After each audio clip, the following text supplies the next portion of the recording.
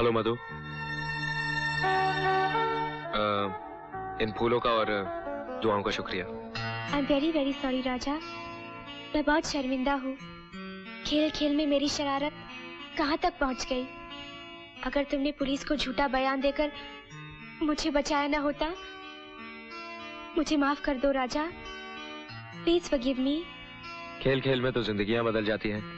देखो मधु, आज तक मैंने तुम्हारा चेहरा या तो खुशी से खिला हुआ देखा है या फिर गुस्से से लाल।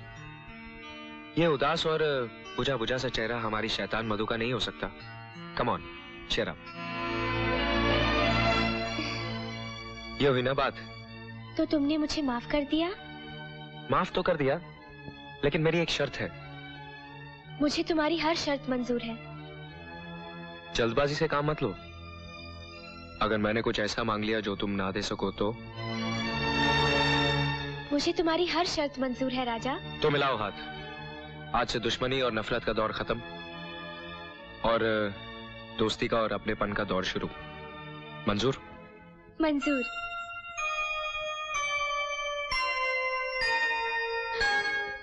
कहाँ खो गई? पागल जो ठहरी, जागते हुए सपने देख रही थी। अच्छा, अब मैं चलती हूँ, कल मिलने आऊंगी। जब तक मैं ना आऊँ तुम खुद अपना ख्याल रखना। Bye bye. यदि कोई बात हुई, sorry, oh I am sorry, sorry.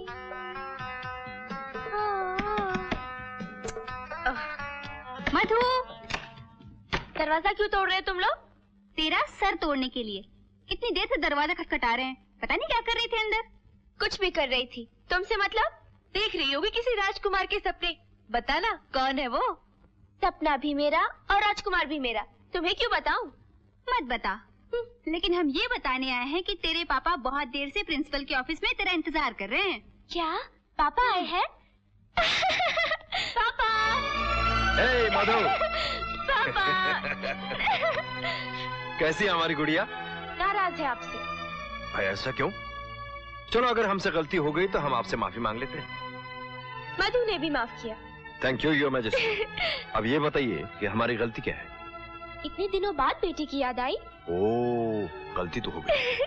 चलो आप जाके सामान ले आओ, क्योंकि हमने तुम्हें अपने साथ ले जाने की प्रिंसिपल साहब से परमिशन ले ली। Oh wow dad, you are so sweet. Thank you sir, you are very kind. It's all right Madhu. पापा, मैं अभी आई। राणा साहब, बहुत शरारती हो गई है मधु। इसकी शरारतें ही हमारी जिंदगी की खुशियां हैं भार्गव साहब। देखा आपने, बिना खता के माफी मांगनी पड़ती है।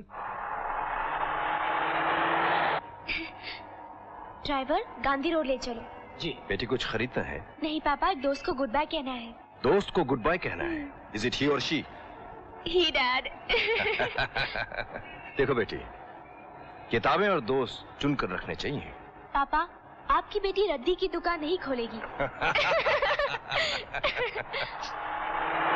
ड्राइवर, इस गेट के अंदर लेना।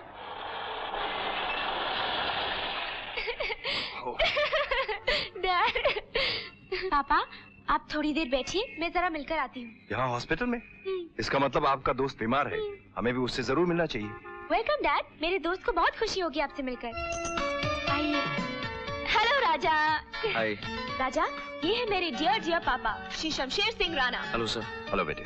और पापा, ये है मेरे दोस्त Raja, a very brilliant sportsman. How do you? ये सब कैसे हुआ? सर, फील्ड में छोटा सा एक्सीडेंट हो गया था। अच्छा अच्छा। एक बात बताऊं?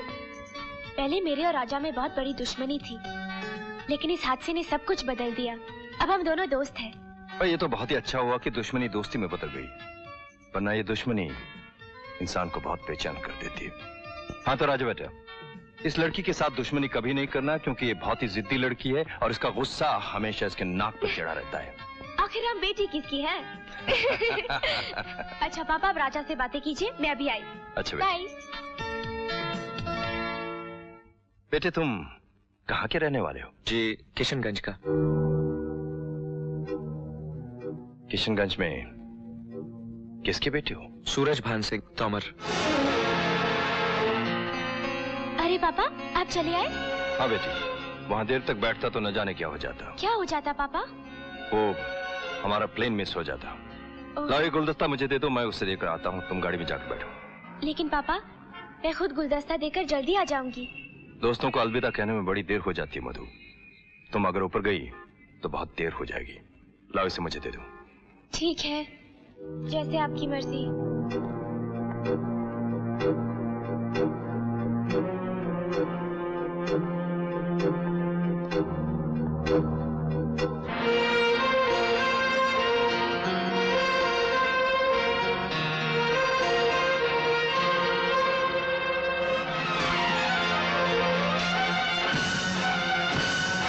सूरज भान,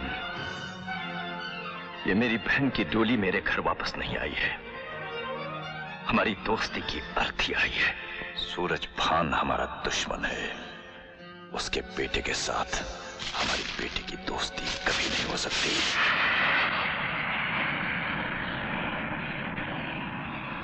यकीन मानो राजा, तुम्हारे यहाँ आने की खुशी सबसे ज्यादा मुझे हुई है।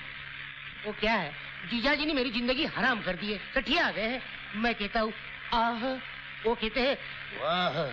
मैं कुछ बोलता हूँ, वो कुछ सुनते हैं। जाने दो, उम्र हो गई, बुढ़ापा आ गया। लेकिन एक बात कहूँ दीदी। हाँ बोलो। अपना राजा कितना अच्छा लग रहा है। आखिर बेटा किसका है? पता नहीं। क्या कहा? मेरा मतलब ये कि जब आप ही पूछ रही तो मैं क्या बताऊं। है ना राजा? कमाल है। रुमाल रुमाल है ना? रुमाल। एक बात बताओ माँ, क्या? डैडी क्यों नहीं आए? मैंने कहा चलिए तो कहने लगे मैं तो नहीं चलूंगा। हाँ, मेरे बेटे को मेरा तोहफा जरूर दे देना। तोहफा? सोफा गाड़ी में कहा, वो तो घर में, गाड़ी में तो सीट होती है। लपड़ा, वो क्या है, थोड़ा जीजा जी की तरह हो गया। कौन सा तोहफा माँ? ये देखो।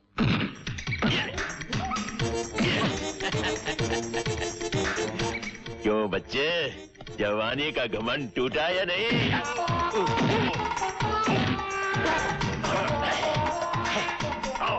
बुढ़ापे का एहसास हुआ? अरे बूढ़ा होगा तेरा बाप। बाप ही को तो बोल रहा हूँ डैडी। ठीक है, अपने आप को 30 माह का समझता है ना तू? अब क्या? अरे सफर से थक कर आया है ना तू, इसलिए तुझे माफ करता हूँ। जाकर आराम कर, फिर कभी देख लूंगा तुझे। हाँ। कम ऑन डैड, पहले ही हार मान ली होती तो ये बहाना तो नहीं करना पड़ता। अभी माँ को बताता हूँ। माँ! क्या कर रहा है यार? मेरी ही बीवी के सामने मेरी नाक कटवाएगा? जिंदगी भर मेरी खिल्ली उड़ाती रहेगी वो। अरे राजा बेटा, अरे आ गई। हाथापाई छोड़ो और चाय पीने आ जाओ। माँ बाहर ही लगा दो, मैं कपड़े बदल के आता हूँ। अच्छा बेटा।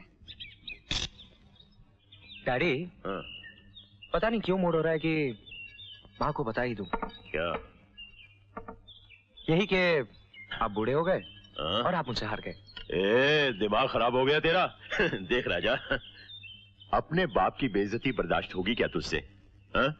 अरे आपस का मामला है, माँ को बीच में क्यों लाता है? डैडी, अब बाप बेटे के बीच माँ ही तो होती है। देख बेटा, कुछ ले देकर मान जाएगा क्या? इसके बारे में सोचा जा सकता। अरे सोचना क्या है, जो मांगना है मांग मांग। माँ को नहीं बताना है। वादा? हाँ वादा, बोल। उधार रहा, वक्त आने पर मांग लूंगा। क्या मांग रहा है बेटा? बता दो, माफी मांग रहा है। मुझे चैलेंज किया था, हार गया। आप भी हद करते हैं, बच्चे से आपका क्या मुकाबला? ले बेटा, दूध पी ले। चेतक? हाँ आ रहा हूँ। बहुत दिनों के बाद आया हूँ ना, बुला रहा है। चलता हूँ, दोपहर तक आ जाऊंगा। बस हवा पर सवार हो गया। चेतक और बंदूक, ये लड़का 2 पल माँ के पास नहीं बैठेगा, जैसे माँ से कोई प्यार ही नहीं है। अजी, हम जो हैं आपसे प्यार करने के लिए। शर्म कीजिए, बेटा बराबर का हो गया है।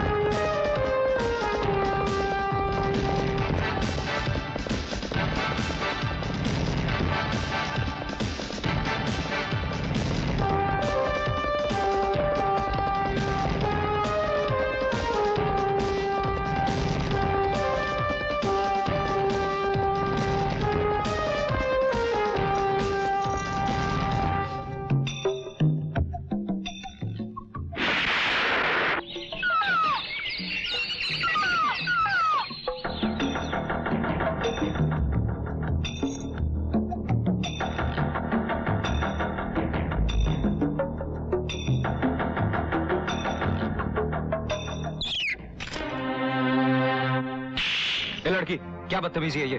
दर्द हुआ ना, चोट लगती है तो दर्द होता है बाबू। तुम तो इंसान हो, इसलिए चिल्लाकर बता दिया कि तुम्हें तकलीफ हुई।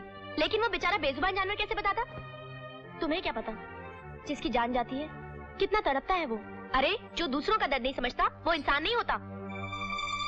जानते हो, जो कुछ भगवान ने बनाया है सब में जान होती है। इन्हें भी सुख दुख का एहसास होता है। ये भोले भाले जंगल के जानवर, ये लहलहाते पेड़ पौधे, नदियाँ, झरने, पहाड़। अरे इसमें हंसने की क्या बात है? विश्वास नहीं होता ना तुम्हें? कभी इनसे बात करके देखो, जवाब देते हैं ये। ऐसी बेवकूफी की बातों पे किससे विश्वास होगा? ये नदियाँ, ये झरने, ये पहाड़, ये पेड़ पौधे क्या जवाब देंगे? ओ शहरी बाबू, इतना घमंड मत करो। इन्हें बेजान मत समझो, इन्हें दिल से पुकारो। बहुत प्यार से जवाब देते हैं ये। मेरे भी एक सवाल का जवाब प्यार से दोगी?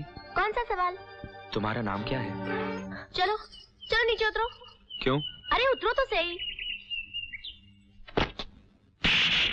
अब पूछो कि हमने दूसरा थप्पड़ क्यों मारा? ये हमने गुस्से में नहीं मारा, ये हमने इसलिए मारा ताकि तुम्हें पहला थप्पड़ याद रहे।